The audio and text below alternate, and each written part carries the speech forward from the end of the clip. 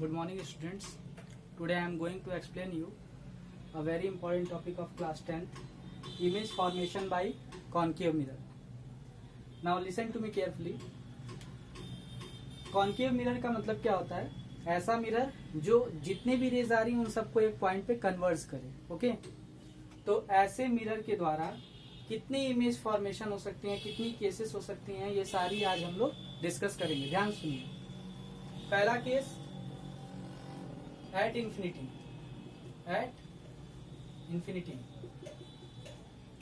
अगर कोई भी इमेज, कोई भी ऑब्जेक्ट इंफिनिटी पर रखा है, कितनी दूरी पर? इंफिनिटी दूरी पर. किससे? कॉन्केव मिरर से. तो उसका रे डायग्राम कैसा बनेगा देखिए. ये क्या है? ये है कॉन्केव मिरर. थोड़ा सा हम इसे छोटा बनाते हैं ताकि हमारा सारा केस इस पर आ जाए. ये कॉन्केव मिरर है. इसका प्रिंसिपल एक्सिस कुछ ऐसे जाता है और ये इसका पोल है. ये फोकस है, ये सेंटर ऑफ कर्वेचर है. और इंफिनिटी पर कोई ऑब्जेक्ट रखा है तो इंफिनिटी ऑब्जेक्ट जो होगा वो उस साइज में बहुत ज्यादा लार्ज होगा, तभी ये यहाँ तक आ पा रहा है. फॉर एग्जाम्पल सन हो गया, मून हो गया. ओके, और इसका एक प्रैक्टिकल भी है, क्लास 10th में ही है, कि एक फोकल कॉन्केव लेंस का या कन्वेक्स लेंस का एक रफ फोकल लेंथ हम निकालते हैं इसकी मदद से. ठीक है, सन का इमेज फॉर्मेशन करने की कोशिश करते हैं अर्थ पर या फिर किसी सरफेस पर, किसी कॉपी पर. ओके, देखिए ये रे ऑफ लाइट पहली गई. हमने जो केसेस पढ़े थे, 4 रूल थे कि जितने भी रे पैरेलल जाएंगे प्रिंसिपल एक्सिस के, वो कहां से होके गुजरेंगे? फोकस से होके गुजरेंगे. Okay, and the second thing, infinity से जितनी भी रेज आती हैं सारी की सारी पैरेलल आती हैं, पैरा एक्सियल रेज होती हैं, ये हम कंसिडर करते हैं. चलिए, दूसरी रे भी कैसी आएगी?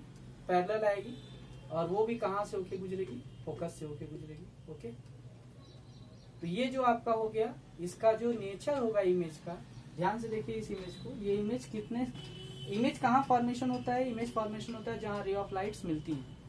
अब इस इमेज को देखिए, इसका नेचर क्या है? पहला नेचर, ये पॉइंट साइज का है. पॉइंट साइज इमेज फॉर्मेशन होता है. सेकंड, ये रियल और इन्वर्टेड होता है. हालांकि ये हमें दिखता नहीं है, काफी छोटा इमेज होता है, लेकिन रियल एंड इन्वर्टेड होता है. Okay, real and inverted. Third, virtual के साथ इरेक्ट हमें फ्री में मिलता है, रियल के साथ इन्वर्टेड होता है. ये कंफर्म होता है information. Okay, third, at focus. कहां पर है? ये फोकस पर बनता है. ओके, ये पहला केस हो गया. दूसरा केस, अब हम क्या करेंगे? थोड़ा पास ऑब्जेक्ट को लाते जाएंगे. अब ऑब्जेक्ट कहाँ आ जाएगा? बियॉन्ड सी के पीछे. सी के पीछे ऑब्जेक्ट है. चलिए, एक और कॉन्केव मिरर बना देते हैं. Principal axis, centre of curvature, focus, आपका सी के पीछे ऑब्जेक्ट हो गया. पहली रे हम हमेशा पैरेलल कोशिश करते हैं. पहली रे हमने क्या, हमें ये क्या है? पैरेलल रेज है जो कि फोकस से होके जाएगी. And the second one is जो कि सी से होके जाएगी और वापस उसी पर आ जाएगी. क्या इन्हीं दोनों रेस से हम बना सकते हैं इसको? ऐसा नहीं है. जितनी भी रेस आप बनाएंगे सारे की सारी एक ही पॉइंट पे मीट करेंगे. चलिए इस बात को देख लेते हैं एक बार के लिए. एक रे ऐसा भी लेते हैं जो कि फोकस से होके जाए, तो कहां से जाके मिलेगी? वो पैरेलल जाएगी और इसी पॉइंट पे जाके मिलेगी. आपको कोई 2 रे लेना है. आपके पास कितने सारे केस थे? एक ये भी केस होता है कि अगर मान लीजिए पोल से होके जाए तो वो भी angle I equal to angle R बनाते हुए यहीं से कट करेगी. तो हमें इन सारे रेस को नहीं, क्योंकि ये थोड़ा सा देखने में अच्छा नहीं लगता है, हम सिर्फ और सिर्फ 2 रेस को लेंगे. और वो 2 रेस से जो भी रे डायग्राम बनेगा उसको हम वहीं पर दोनों जहां मीट करेंगे वहां पे हम इसका क्या बना देंगे? इमेज बना देंगे. अच्छा, इमेज कैसा है? चलिए नेचर लिख दें. पहला, स्मॉलर देन ऑब्जेक्ट, या फिर इसको डिमिनिश्ड भी कहा जाता है. क्या कहा जाता है? डिमिनिश्ड. सेकेंड पॉइंट डिमिनिश्ड हो गया आपका between real and inverted, same इसी को देख के लिखते हैं रियल एंड इन्वर्टेड, इससे याद करने में आसानी होगी। Third point between C and F, C and F, okay. उसके बाद थोड़ा और पास लाते हैं और सी पर ऑब्जेक्ट को रखते हैं। थर्ड केस क्या रहेगा, object at C, object at C. इस बार हम ऑब्जेक्ट कहाँ रखेंगे, सी पर रखेंगे। अब ध्यान से देखिए, फिर से हम उसी कॉन्केव मिरर को बनाते हैं। ये आपका प्रिंसिपल एक्सिस, ऑब्जेक्ट इस बार कहाँ पर रहेगा, इस बार ऑब्जेक्ट आपका सी पर रहेगा। पहला रे पैरेलल गया, फिर ये कहाँ से होके जाएगा, फोकस से होके जाएगा, ओके। तो पैरेलल रे गया और फोकस से होके गया। दूसरा, अब हम सी से तो ले नहीं सकते, देखिए सी पर ही ऑब्जेक्ट है तो सी से हम ले नहीं सकते, तो हम कहाँ से लेंगे, फोकस से ले लेंगे। और ये कैसे जाएगा, ये इसके पैरेलल जाएगा और लगभग दोनों जाके एकदम सी के ठीक नीचे मिलेंगे। ये एक लौता होता है जो कि सेम साइज का होता है केस, ओके। तो इसका नेचर क्या होगा, पहला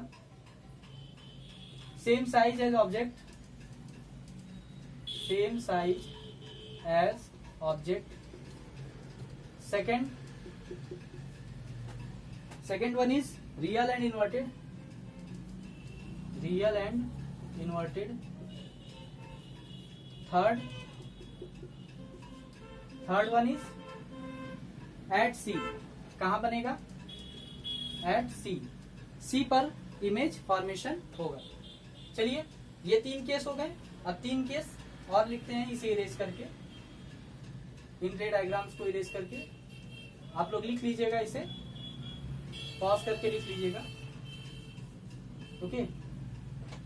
केस नंबर 4, केस नंबर 4 क्या कहता है, अब थोड़ा और पास लाते हैं। अभी हमने सी पर between C and F, between C and F, C और एफ के बीच में। अब सेम केस, कनकेव मिरर हमने लिया, principal axis, focus, centre of curvature. इस बार हमारा ऑब्जेक्ट कहाँ है, सी और एफ के बीच में। हमारा पहला केस कोई भी ले सकते हैं, सी से एफ से होकर जा सकता है, पैरेलल टू प्रिंसिपल एक्सिस जा सकता है। अगर पैरेलल जाएगा तो एफ से होके जाएगा, अगर फोकस से होके जाएगा तो पैरेलल जाएगा। ये दोनों केस में ये जाके यहाँ मिल रहा है सी के पीछे। ये पहला केस होगा जिसमें अभी तक हमने पढ़ा है, जिसमें ये इनलार्ज बन रहा है एज कम्पेयर टू ऑब्जेक्ट। ये क्या बन रहा है, थोड़ा बड़ा बन रहा है, ठीक है। चलो देखते हैं इसे। सबसे पहला नेचर इसका क्या है, लार्जर देन ऑब्जेक्ट, ज्यादा इनलार्ज नहीं है, बस इनलार्ज है, लार्जर देन ऑब्जेक्ट। दूसरा बियॉन्ड सी। तीसरा रियल एंड इन्वर्टेड, वही जो हमारा था, ओके। नाउ एक और केस, इसमें टोटल 6 केसेस होंगे। एक और केस को हम यहां डिस्कस करते हैं। चलिए, ऑब्जेक्ट इस बार कहां पर है, अभी तक सी और एफ के बीच में, अब एट एफ रखेंगे, एट एफ, ठीक है। ये रहा, ये एफ है, ये सी है, एफ पर ऑब्जेक्ट, पैरेलल गया, फोकस से होके गया। ध्यान से देखिएगा, वेरी इंपॉर्टेंट ये वाला है। दूसरा थोड़ा सा और बड़ा बना देंगे। एक काम और कर सकते हैं, दिमाग थोड़ा सा लगा के अगर कर सकते हैं तो, इसको कुछ इस तरह से ले जाना है।